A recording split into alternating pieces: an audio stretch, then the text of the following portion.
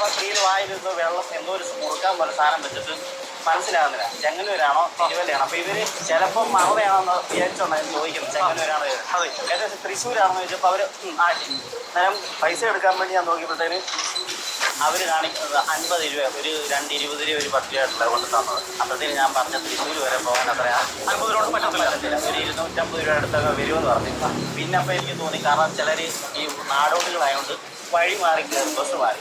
അങ്ങനെയാണെന്ന് വിചാരിച്ചുകൊണ്ട് ഞാൻ പറഞ്ഞ് അടുത്ത സ്റ്റോപ്പ് ഞാൻ ഇറക്കാം. അടുത്ത സ്റ്റോപ്പ് എന്ന് പറയുന്നത് പുരമ്പാടിയുണ്ട് സൂപ്പർ ഫാസ്റ്റ്, അവിടെ ഇറക്കിക്കോളാന്ന് പറഞ്ഞു. ശരിയെന്ന് പറഞ്ഞു. എന്നിട്ട് ഞാനിങ്ങോട്ട് തിരിയാൻ നേരത്തെ കുഞ്ഞി എൻ്റെ കയ്യിൽ വിടുന്നില്ല. ഈ മോള് അപ്പോൾ എൻ്റെ പിടിച്ചോണ്ട് കാലെ പിടിച്ചു. എൻ്റെ ഈ മെഷീനും പിടിക്കുന്നുണ്ട്. അപ്പം ഞാൻ മെഷീൻ ഓഫ് ചെയ്തിട്ട് ഇതാ കണ്ടോ എന്ന് പറഞ്ഞാൽ കാണിക്കുകയൊക്കെ ചെയ്തു. അപ്പോൾ ഞാൻ ചുമ്മാ ചോദിച്ചു മോളെ പേരെന്തുവാ.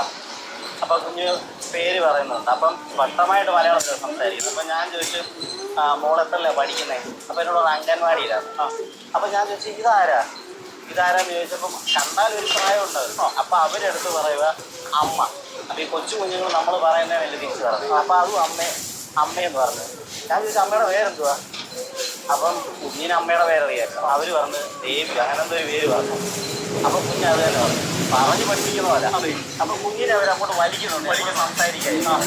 അപ്പോൾ കുഞ്ഞ് എൻ്റെ അടുത്ത് തന്നെ വയ്ക്കുക. അപ്പോഴെനിക്ക് ഞാൻ സംശയം